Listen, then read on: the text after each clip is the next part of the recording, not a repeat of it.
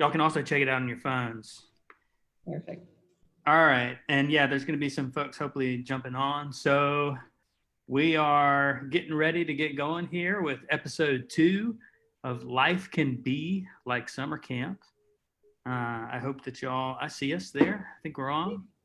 Life can be like summer camp. We're here to tell you we're junior high 2, myself and Miss Mary Barnes. And today, put us on gallery view. We are joined by Corban Todd of permanent staff from last year and this year as well.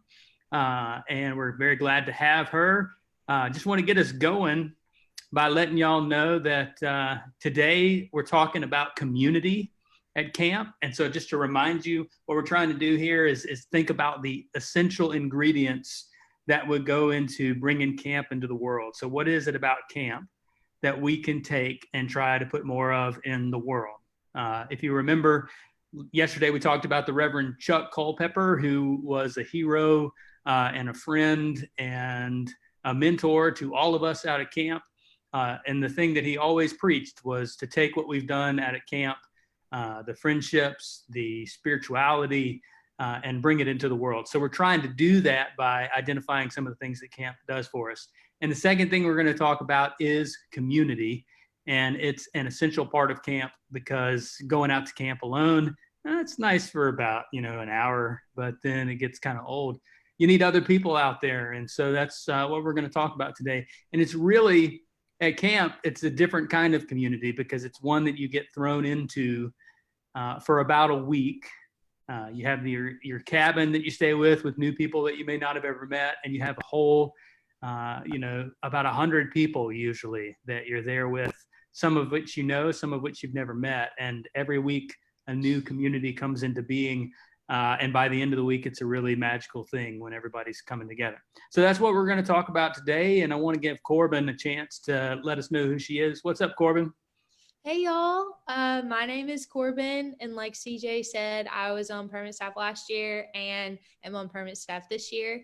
I'm on Waterfront, which is the best and superior of the areas, just so we're clear.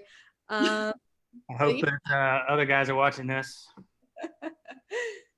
But yeah, I've been going to camp for a really, really, really long time, and and so yeah. What was your first year on camp? Oh, sorry. I think you can go to camp starting in like 3rd grade, right? Yeah, I think they changed it to first camp was first grade now, but I think probably when you were around 3rd grade, it would have been still. Yeah. So. And so my very first year of camp was actually the year before I could go. I was a staff brat at an elementary session, and so I was basically a camper, but like not technically. But that was my first year of camp, and then the following year and every other year after that, besides this summer, I haven't skipped a summer. So awesome. So for those of y'all that don't know what a staff brat is, it is the child of a staff member, an adult staff member that comes out. I was first a staff brat too, with my dad when he did a junior high session way back in like 1990. So staff brats rule, and it's a great way to get into camp. I think Mary has ghosted on us, by the way, Corban. I don't know what that's about. Right. That's fine. All right. So the next thing that I wanted to do, whenever Mary decides to join us again, I guess I can go ahead without her, but I think she'd want to see this. She's not even with us anymore. Mary, where'd you go? I guess she has an emergency. Bye. So anyway, all right. It's a CJ show now. Yeah, that's all right. I am the new director of junior high. Hello. Wow. It happened pretty organically. So what direction do you want to go? What's the theme next year? Oh, man. I think the theme, man, there's so many good things. I've never experienced a camp that was themed after like Greek mythology, and I think that would be pretty cool to take under, like Percy Jackson and the Olympians type stuff. Like, nice. I remember reading those and being like, this would be a great camp theme. And then it like never happened because, but yeah. I think that would be cool. Permanent staff as the pantheon of gods. Absolutely. That would be awesome. Yeah, I don't see how. Whoa. Well, hey, wait, where'd you go, Mary? Hey, Mary. So while you were gone, we made Corban the co-director with me of junior high too. So Congrats. I'll see y'all later.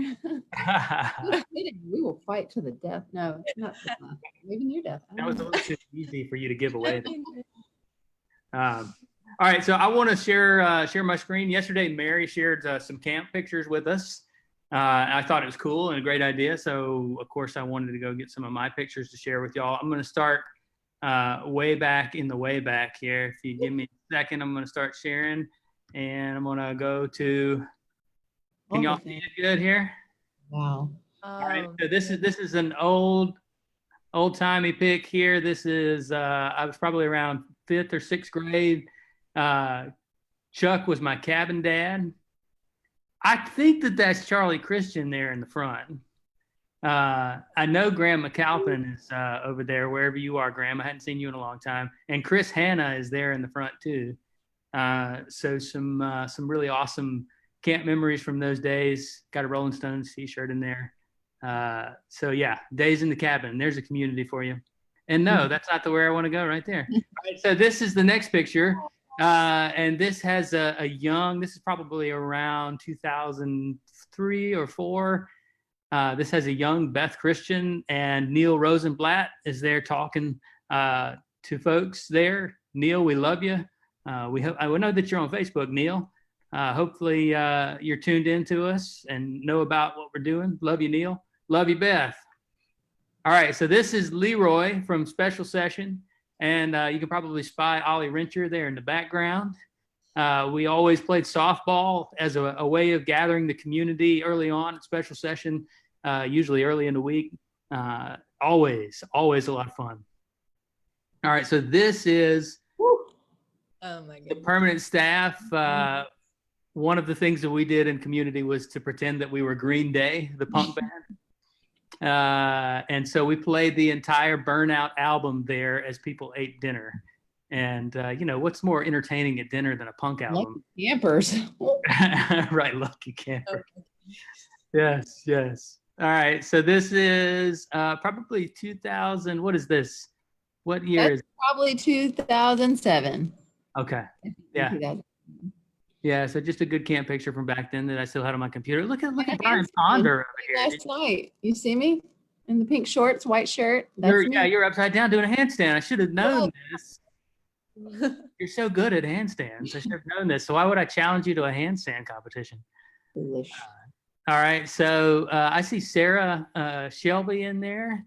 I also see Brian Ponder over there on the left. Maples. Will Lowry. Jonathan Winfrey. Hey, Buddy Turpin.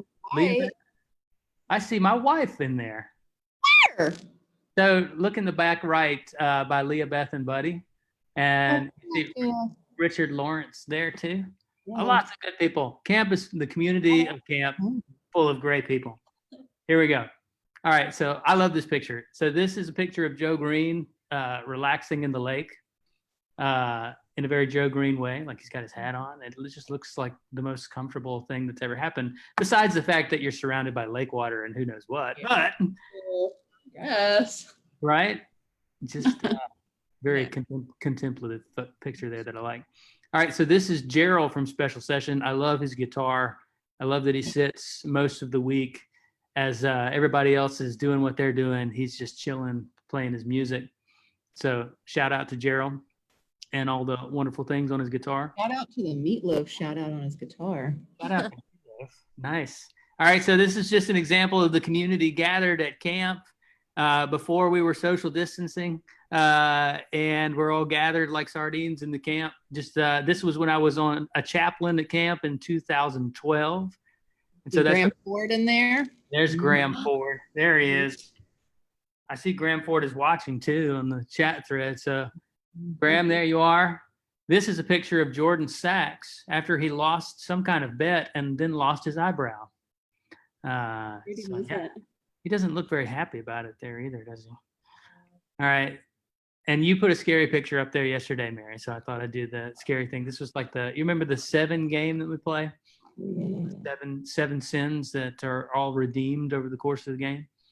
It's a fun, scary game we play at junior high. Is that Brad Knight? That was Brad Knight back there, and Chris Johnson, It's truly terrifying. right? Brad Knight is the scariest person that goes to camp. I hope he's watching this. The dark. Who shaved Jordan's eyebrow, just claim that. Wow, your voice just got super scary right there, Mary. I don't know what happened there. I think the computers have become possessed. So this is a picture of one of my favorite all-time moments at camp ever. And it was at a junior high, no, it was Chuck's 5th and 6th grade session. It was the Goonies. And we built a little pirate ship made out of a John boat and some bamboo and a bunch of cardboard and some flags. You can't see the image on the flag, but of course, there's the skull or the pirate with the swords in his mouth. What's that flag called, Mary? You know better than I do. Anyway, so we watched it battle the wind and the storm that rolled in and get torn apart. And as every little piece would blow off in the wind, the entire crowd would shout with rapturous joy. It was one of the most amazing communal experiences, dare I say, mystical, spiritual experiences I've ever had at camp. So I'm glad I got an image of it, even if it's not the best image. This is the same year we were playing, we're packed in the camp again, and we were playing the pirate song. You can see that the mandolin is on its way to Chris Dixon up there, and Jordan is playing his flute. So good times, same session. And this is none other than Shop Kitty. I haven't seen Shop Kitty in a while. I assume that Shop Kitty's probably running around in camp heaven somewhere. And there's Mary Barnes, her first time as a director in front of camp. Yeah. All right, this is our, we did Stranger Things at camp. This is our set from Stranger Things. It was an awesome session.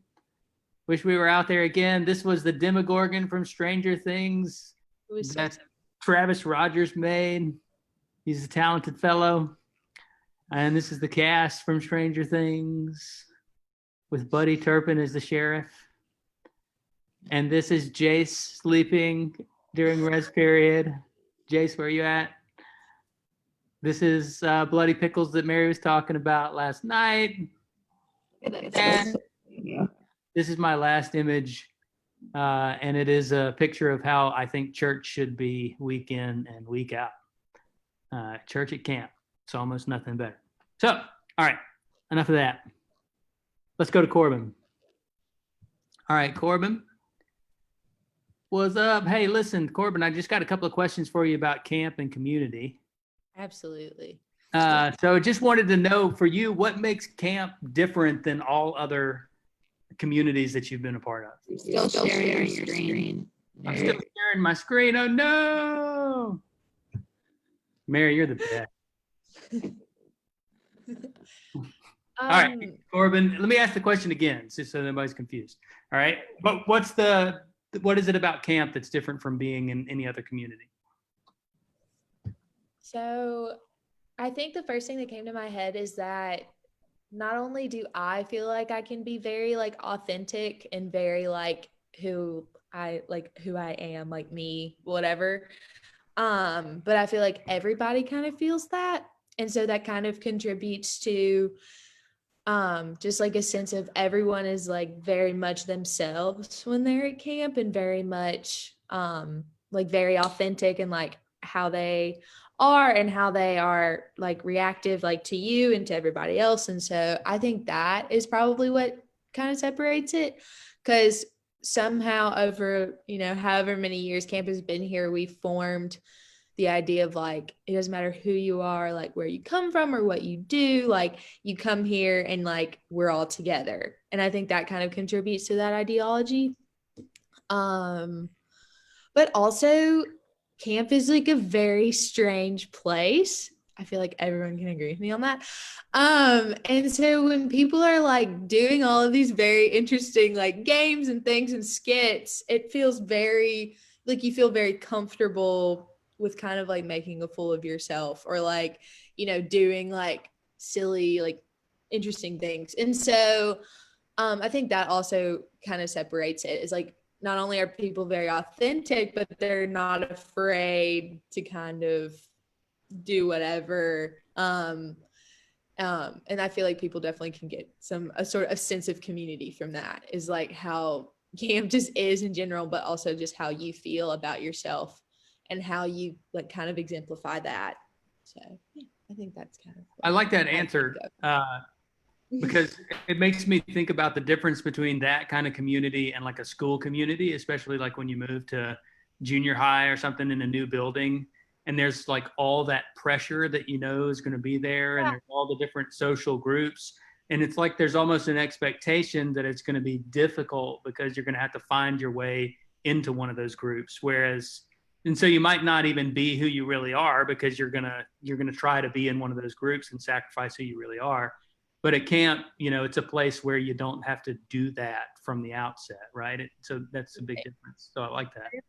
Feel like in high school or in junior high I was wearing like a mask, because I feel like there was like a certain type of people that I went to high school with, and I had to like act like them and talk like them and like kind of think the things that they did, or else I wouldn't have any friends. And so kind of to look back on that and be like, wow, like that was really rough. Like it was really hard because you don't want to wear a mask at school where you have to be like 180 days out of the year. Like you want to be like yourself, but it's hard, So I definitely feel that. Your mask right now, it's suffocating. It's sometimes it's helpful, so maybe this isn't a good link. But I mean, just thinking about physically wearing a mask, it's uncomfortable. So taking that mask off just sounds like a robot. You sound like a weird robot, and it's uncomfortable and as scary as the mask that you're talking about. It's okay. We still love you. We still, because you are who you are, Mary, and it's authentic. Yeah. Maybe I'm a robot. All right, Corban, I got another question for you. So there's another community that forms out at camp, and it's one that lasts the whole summer long, and we call it the permanent staff. And on permanent staff, y'all live out there in the big house for a summer all together. And, God knows what goes on, all the smells and all the bells. Well, maybe not the bells, but, so tell us what it's like to be out there in the big house for a summer in community with people your age. Oh man.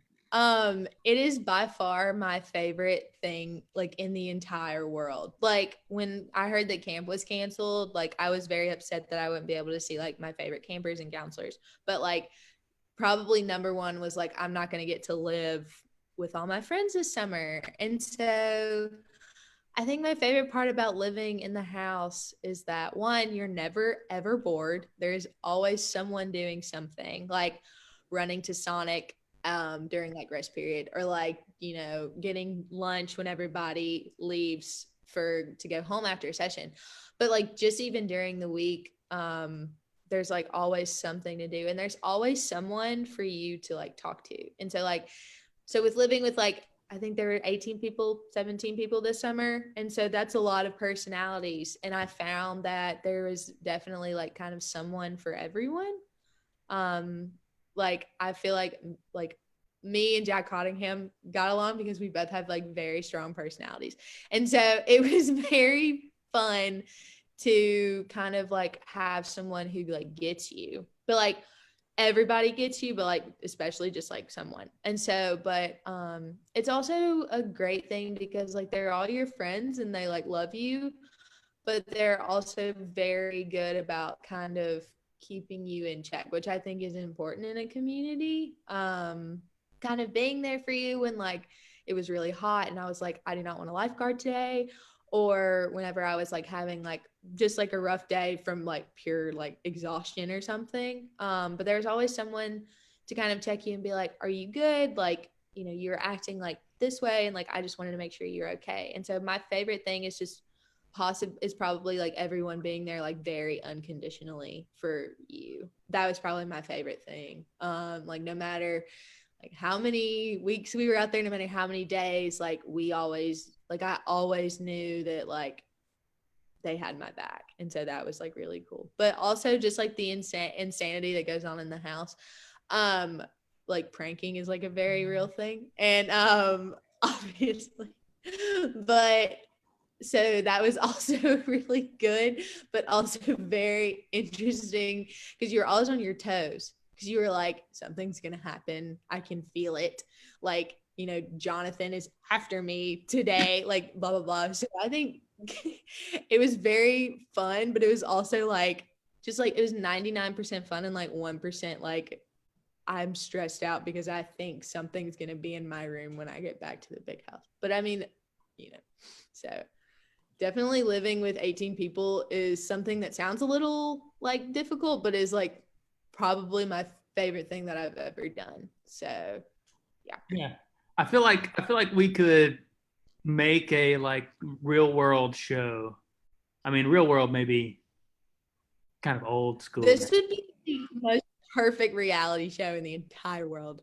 Like there's enough like drama, romance, whatever else, we have it all, honestly. Like I think more people would watch us than the Jersey Shore if everyone remembers that. Nice. 100%. Yeah. That's challenge issued there. And just what'd you say, Mary Monster? Gym Tan Laundry is real camp. Did you hear that? Camp laundry? Gym Tan Laundry. It's all right. You said Gym Tan Laundry is very real. Sign it out for us. Oh, you got it, Corban. I'll have you be the translator. There you go. All right. So I mean, it's not wrong. So right. Yeah. All right, Corban, another question for you. So we are in this together, right? And we've heard that over and over since March. And we're doing this virtual camp thing. And I know it's got to be hard for y'all this summer not to be out at camp. It's hard for us as directors. I can only imagine what it's like for the permanent staff. What do you think that we can do to stay together in this time and to keep the fire going and all that kind of stuff while we're away? So it has been really hard to not like see my friends and like who I thought I was going to be able to hang out with all summer. But I have found that you have community kind of wherever you go, even if you're apart with that, like I kind of, like me and Will Baumhauer will talk a lot. I love him. But like just like a text and a FaceTime has kind of kept me sane this summer. Like I'll text some of my friends from last summer and from this summer, and we'll just, we'll talk as much as we can. That has kind of kept me kind of sane because, you can't see anybody and that's kind of the next best thing. But also it's kind of comforting knowing that I'm not the only one. Which like is like, you obviously know that's true, but it's nice to hear it still that people are like I'm having a really tough time with quarantine. I'm really having a tough time with this and with that. Because what we love about camp is not camp like physically. It's like the people and like the way you feel when you go to camp. And so I think best like kind of recreating that where you can, like while you're at home, is good. So like doing all the activities that the permanent staff have posted. I've done a few of like Marguerite's like art things, like friendship bracelets and stuff like that. And that has definitely gave me a sense of like, like I'm not there, but like I feel like I'm there. And also just kind of realizing that this is temporary and that this is not going to be forever, and that we're hopefully, fingers crossed, going to get to go back to camp like next summer. And just like I keep thinking about like because everybody knows that when you go to camp, you get in the parking lot, you're like running and hugging all your friends. And I'm just like kind of imagining that moment when we're all back together and how like cool it's going to be. But yeah, so that's kind of how I've kind of in my head been like, we're all in this together. So yeah. Yeah, no doubt. No doubt. Mary, Monster, you got anything to say? Am I still a monster? All right. Well, it makes the challenge that you're about to issue to us even that more dramatic, much more dramatic. So yesterday I gave a challenge to do a handstand, And Mary beat us in that. And so now Mary is going to give us a challenge that she's going to issue to both Corban and I. So Mary Monster, what is the challenge? I'm a monster, but you can still hear me, right? Yeah, if you talk slow, it's better. Hey, I'm a monster, and I'm issuing you a sock challenge. So all you need is some space to stand up, and you need one sock on one foot. It can be an ankle sock, a tube sock, a fleece sock.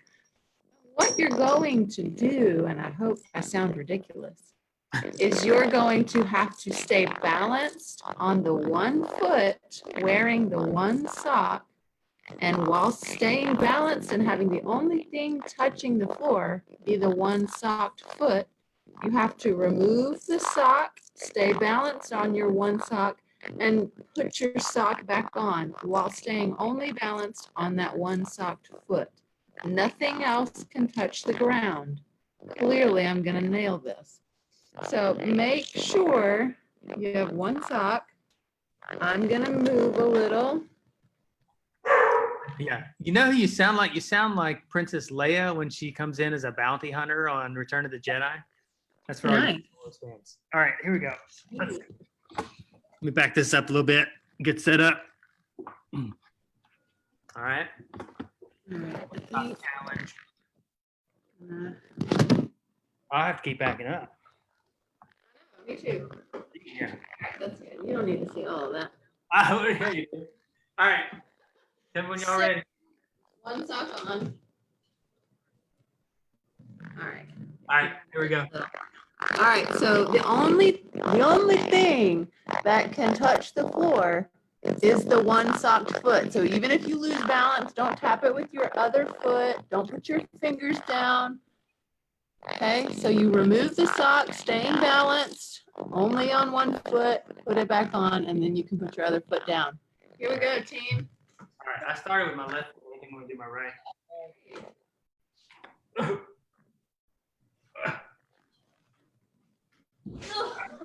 All right, I got it off. Me too. I've not. Proud of you, CJ. Doing great, bro. It's Corban, you got it. Now put it back on. Look at CJ. Look at him. Oh, you are so mean on me, aren't you? Oh. All the way on the heel. Oh, man. How'd y'all do? I was watching you, so it took a break. I got it off. Hold on. I live in Belhaven and my floors are not level. Hey, Jace, I see you're on here. Did you see the picture that I put of you up a second ago? Hope you did. No, what was it? I just saw that Jace was on the chat. I just wanted to see if he got the picture. Corban, did you do it? I got it off. I can't get it back. Proud of you. You're doing great. At least you didn't fall. Yeah, you didn't fall like CJ. It's the second time I've fallen. Now I feel weird wearing one sock. I gotta take this off. No, this is fine. It's fine. I got it like Well, on my toes. So. I hope that you guys watching at home also did that challenge. And thank you, Graham, for noticing that Mary wins yet again. Whatever. We need like another kind of challenge other than a physical challenge. Oh, no, that's rude. I'm a physical human. Okay. Well, Corban, thank you for joining us today on the second episode. Thank you for telling us about community. We love you and the permanent staff very much. And we're sorry that y'all didn't get to have your summer, but we're so glad that y'all are still with us virtually. So thanks again. Yeah, thank you guys for having me. This was really fun. It's like, like we were talking about, it's definitely made me feel like we're still together, even when we're So happy together. I love you, Corban. All right.